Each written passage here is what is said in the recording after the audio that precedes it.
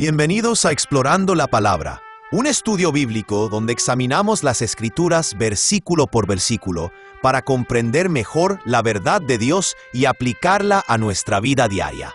En esta serie, estamos recorriendo la primera carta del apóstol Pablo a los Corintios, una iglesia llena de dones espirituales, pero también enfrentando profundas luchas espirituales. En esta carta, Pablo responde a divisiones dentro de la iglesia, problemas morales, confusión doctrinal y preguntas muy prácticas sobre cómo vivir la vida cristiana en medio de una cultura que muchas veces se opone al Evangelio. A través de sus palabras, descubrimos que el mensaje de la cruz no solo salva, sino que también transforma nuestra manera de pensar, de vivir y de relacionarnos unos con otros. Así que, si tienes tu Biblia contigo, te invito a abrirla ahora mientras exploramos juntos la palabra de Dios. Si tienes tu Biblia contigo, me encantaría que la abras ahora en 1 Corintios capítulo 8. Mencioné en el episodio anterior que la mayoría de los comentaristas identifica 1 Corintios capítulo 7, versículo 1, como el comienzo de una nueva sección en la carta. Funciona como una especie de bisagra, en donde Pablo pasa de hablar acerca de sus propias preocupaciones basadas en las conversaciones que tuvo con los mensajeros corintios, a tratar las preocupaciones de ellos tal como aparecen en la carta que le enviaron. Y puedes ver esa bisagra por ti mismo en 1 Corintios capítulo 7, versículo 1, en cuanto a las cosas de que me escribisteis. Así que en 1 Corintios capítulo 7, Pablo trata la primera de sus preguntas, que tenía que ver con la sexualidad y el matrimonio. Y aquí, en 1 Corintios capítulo 8, parece pasar a su segunda pregunta. Ahora bien, en cuanto a los alimentos ofrecidos a los ídolos, de manera algo sorprendente, Pablo dedica 3 capítulos completos a responder esta pregunta. En 1 Corintios capítulo 8, él aborda directamente la pregunta, pero también utiliza esa pregunta para establecer un proceso y un conjunto de prioridades para tomar todo tipo de decisiones difíciles acerca de asuntos dudosos dentro del cuerpo de Cristo. En esencia, él dice que el ejercicio de nuestra libertad como creyentes debe ser gobernado no por nuestro conocimiento, sino por nuestro amor. Es decir, un cristiano maduro no hace todo lo que entiende que podría hacer, sino solamente aquello que sirve y protege al hermano más débil o a la hermana más débil. Luego Pablo ilustra ese principio con su propia vida en 1 Corintios capítulo 9, y después en 1 Corintios capítulo 10, recurre a la historia de Israel para señalar que la fructificación y la recompensa nunca están garantizadas. Muchas personas comienzan muy bien, pero no llegan a hacer mucho de valor eterno porque carecen de dominio propio. Tienes que mantener los ojos puestos en el premio. Tienes que preocuparte más por la misión que por tus privilegios y placeres inmediatos. Ahí es donde finalmente aterriza el argumento. Pero por ahora, comenzamos desde el principio. Escucha ahora la palabra del Señor comenzando en el versículo 1. 1 Corintios capítulo 8, versículos 1 al 3. En cuanto a lo sacrificado a los ídolos, sabemos que todos tenemos conocimiento. El conocimiento envanece, pero el amor edifica. Y si alguno cree saber algo, aún no sabe nada como debe saberlo. Pero si alguno ama a Dios, ese es conocido por Dios. En Corinto romano del primer siglo, casi toda la carne habría estado asociada de una manera u otra con la adoración a los ídolos. Necesitamos recordar que en el mundo antiguo, la gente no comía carne con la misma frecuencia que lo hace hoy. La carne era principalmente para ocasiones especiales, para cumplir un voto, o para celebrar un día festivo o un día santo. Por lo tanto, el lugar más común para comer carne habría sido uno de los grandes comedores asociados con alguno de los templos paganos. De hecho, tenemos invitaciones conservadas del mundo romano en las que una persona adinerada invita a algunos amigos a reunirse con él en el patio de un templo local para compartir la carne asociada con uno de sus sacrificios particulares. Por ejemplo, F. F. Bruce comparte una de estas invitaciones en su comentario. Dice así: Kiramán te invita a cenar a la mesa del señor Serapis en el Serapión mañana, el día 15, a la hora 9. Ese era el equivalente antiguo de una parrillada en el vecindario. ¡Qué emocionante! El problema, sin embargo, era que antes de la parrillada se ofrecían oraciones a Serapis, y se esperaba que inclinaras la cabeza respetuosamente. Y luego, por supuesto, está el hecho de que el resto del animal habría sido quemado en el altar de Serapis como parte de algún voto o de alguna ofrenda de adoración. Y entonces surgió naturalmente la pregunta: ¿es apropiado que los cristianos se involucren en este tipo de actividades? Por un lado, nosotros sí queremos ser sal y luz, ¿no es cierto? Por lo tanto, no debemos permitir que el miedo ni las sensibilidades ignorantes nos mantengan al margen cuando hay tanto trabajo urgente que necesita hacerse. Ese era un lado del argumento. Pero por otro lado, había algunas historias en la Biblia que sugerían cierta cautela con respecto a este tipo de reuniones. ¿Quién puede olvidar la historia de Baal Peor? En esa historia, algunas jóvenes muy amables del vecindario invitaron a los jóvenes de Israel a una parrillada en el patio trasero que terminó degenerando en una gigantesca orgía pagana. Eso ni siquiera es una exageración. Puedes leer esa historia por ti mismo en Números capítulo 25. En el versículo 5 de ese capítulo, Dios llamó a la nación a rendir cuentas. Números capítulo 25, versículo 5. Moisés dijo a los jueces de Israel: cada uno mate a los suyos, a los que se han unido a Baal Peor. Según el juicio de Dios, la decisión de los jefes de permitir que los jóvenes participaran en ese festival en particular fue tan terrible que todos ellos tuvieron que ser ejecutados en el acto. Esa historia está en tu Biblia. Y por lo tanto podemos imaginar fácilmente que al menos algunos miembros de la iglesia en Corinto estaban muy interesados en obtener la opinión del apóstol Pablo sobre este asunto. Ese es el trasfondo de su pregunta en el versículo 1.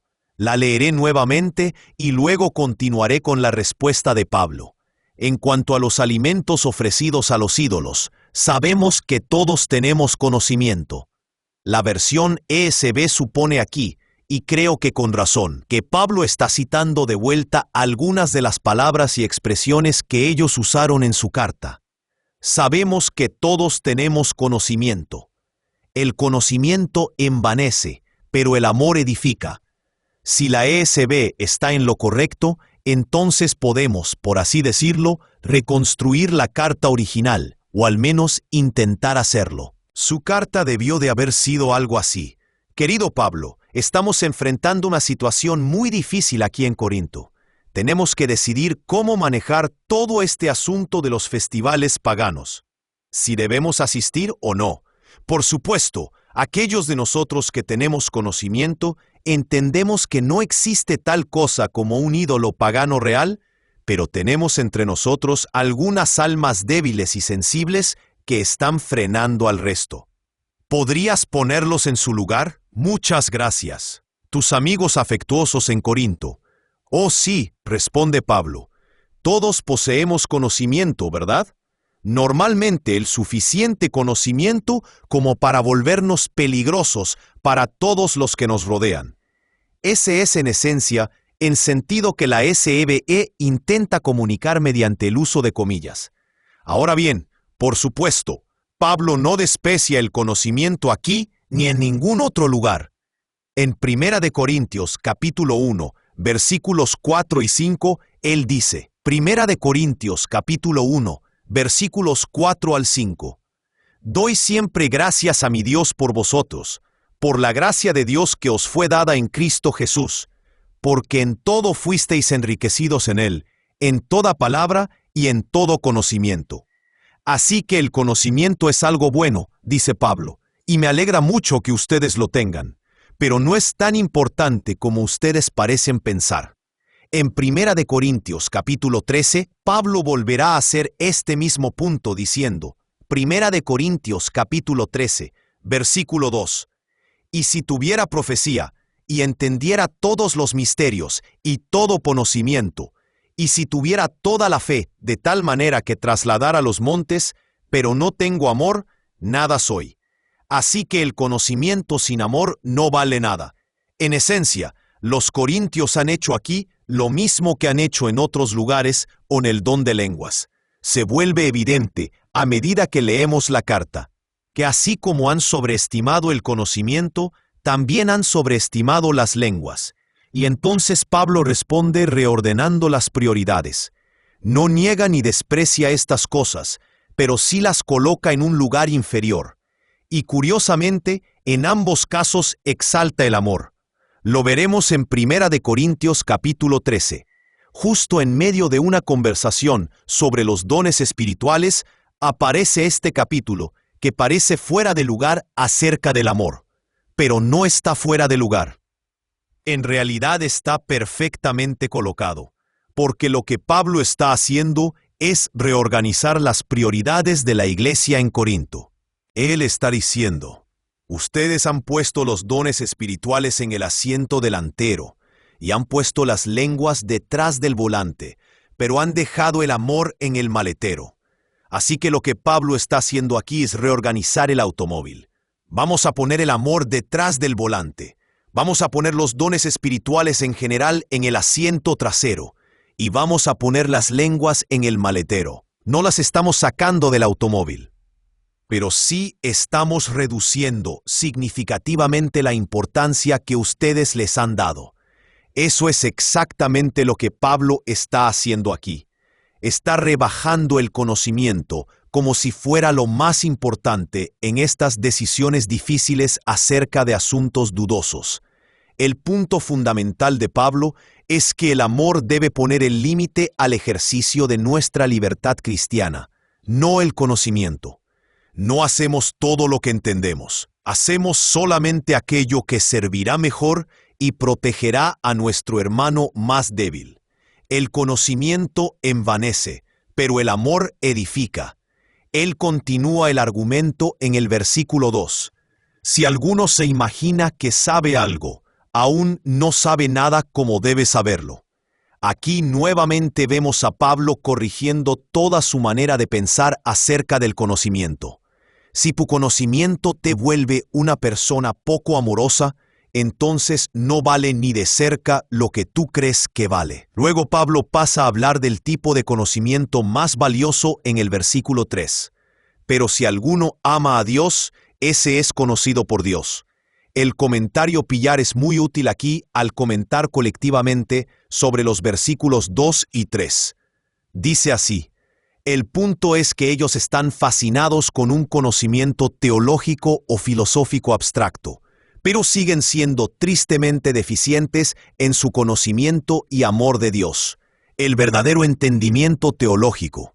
Y ciertamente el verdadero conocimiento de Dios no conduce a una persona a actuar de una manera insensible hacia los demás y ofensiva hacia Dios. Así que los corintios estaban acumulando tesoros de menor valor mientras descuidaban la búsqueda del tesoro supremo, la intimidad con Dios por medio de Jesucristo. Ese es el tipo de conocimiento que realmente importa. Ahora, después de haber rebajado el conocimiento, Pablo vuelve a la pregunta principal. Leeré el resto del argumento tal como aparece en 1 Corintios capítulo 8, versículos 4 al 13. 1 Corintios capítulo 8, versículos 4 al 13. Acerca pues de las viandas que se sacrifican a los ídolos, sabemos que un ídolo nada es en el mundo, y que no hay más que un Dios. Pues aunque haya algunos que se llamen dioses, sea en el cielo o en la tierra, como hay muchos dioses y muchos señores, para nosotros, sin embargo, solo hay un Dios, el Padre, de quien proceden todas las cosas, y nosotros somos para Él, y un Señor, Jesucristo, por medio de quien son todas las cosas, y nosotros por medio de Él. Pero no en todos hay este conocimiento. Algunos, acostumbrados hasta ahora a los ídolos, comen la carne como si fuera sacrificada a un ídolo, y su conciencia, siendo débil, se contamina. Si bien la comida no nos hace más aceptos ante Dios, pues ni porque comamos seremos más, ni porque no comamos seremos menos. Pero mirad que esta libertad vuestra no venga a ser tropezadero para los débiles. Porque si alguno te ve a ti, que tienes conocimiento, sentado a la mesa en un templo de ídolos, ¿no será estimulada su conciencia, si él es débil, a comer de lo sacrificado a los ídolos? Y por el conocimiento tuyo se perderá el hermano débil por quien Cristo murió. De esta manera, pues, pecando contra los hermanos e hiriendo su débil conciencia, contra Cristo pecáis. Por lo cual, si la comida le es ocasión de caer a mi hermano, jamás comeré carne, para no poner tropiezo a mi hermano. Así que una vez más, la suposición aquí es que una facción dentro de la iglesia en Corinto estaba argumentando a favor de la participación libre en estos banquetes y festivales paganos. Después de todo, nosotros sabemos que hay un solo Dios y que no existe ninguna realidad en esos ídolos paganos. Por lo tanto, no hay ninguna razón convincente para que no participemos, especialmente considerando la evidente oportunidad evangelística que representan estas reuniones. Ese era el argumento, y Pablo concede bastante de ese argumento. Él dice, sí, por supuesto, tienen razón. Un ídolo no tiene existencia real, y no hay más Dios que uno. Así que ustedes tienen razón, dice él. Estas pobres personas están terriblemente engañadas, y no existe ningún Dios pagano. La comida, en sí misma, no nos acerca más a Dios. No somos peores si no comemos, ni mejores si comemos. Así que ustedes tienen razón en lo que respecta a su conocimiento. Pero hay algunos factores que ustedes no han considerado. En primer lugar, no han considerado el impacto de su decisión sobre el hermano más débil. Eso lo dice en el versículo 7. Ustedes saben todas estas cosas maravillosas, tienen una teología excelente, pero no todos poseen ese conocimiento. Algunos, debido a su antigua relación con los ídolos, comen la comida como si realmente fuera ofrecida a un ídolo, y su conciencia, siendo débil, se contamina. Tú sabes que ese ídolo no tiene ninguna realidad. Muy bien por ti. Pero ellos no lo saben. Los cristianos recién convertidos no han tenido tiempo de ordenar todas esas ideas. Hace muchos años, cuando yo estaba trabajando en la India con un grupo misionero que servía a las víctimas de la epidemia del SIDA, escuché un testimonio fascinante de una viuda mayor que participaba en el programa. Su hijo y su nuera habían muerto de SIDA, y por lo tanto, ella estaba criando a sus 2 nietos y recibiendo ayuda del ministerio. Ella se acercó al micrófono y dijo por medio de un traductor: «Cuando mi hijo murió, y también su esposa, los dioses hindúes no hicieron nada para ayudarnos. Nuestros vecinos y nuestros familiares nos rechazaron. Pero el Dios cristiano, Jesús, tuvo compasión de nosotros. Él envió a estas personas para cuidarnos, y ahora yo lo adoro». Ahora bien, esa no es una teología muy sofisticada, pero es exactamente el tipo de testimonio que esperarías escuchar de un cristiano recién nacido que ha sido salvado de una cultura pagana.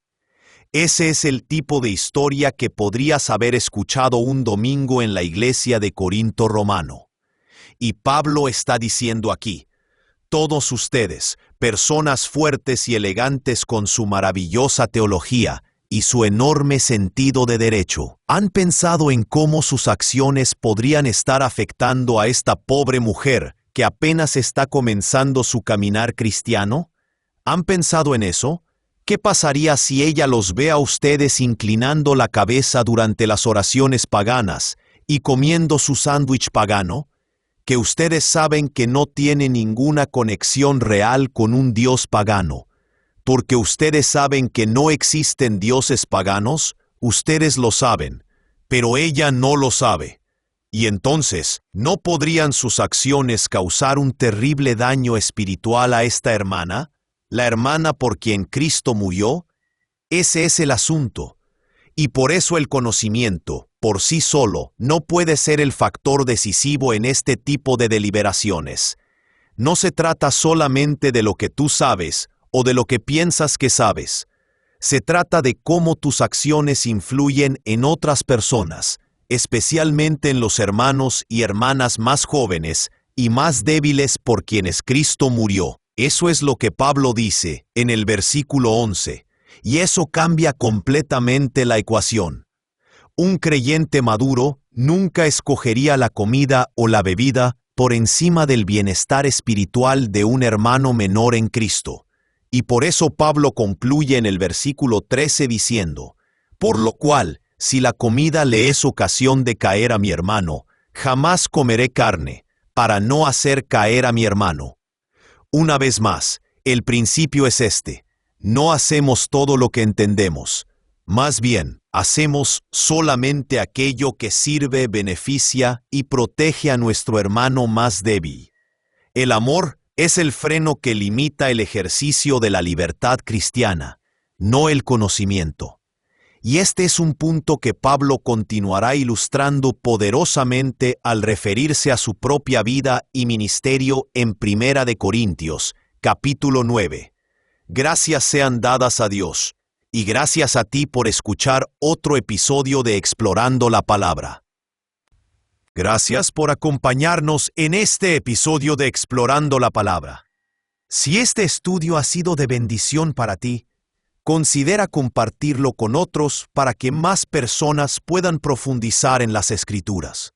Recuerda que el propósito de estudiar la Biblia no es solamente adquirir conocimiento, sino conocer más profundamente a Cristo y vivir de acuerdo con la verdad de su palabra.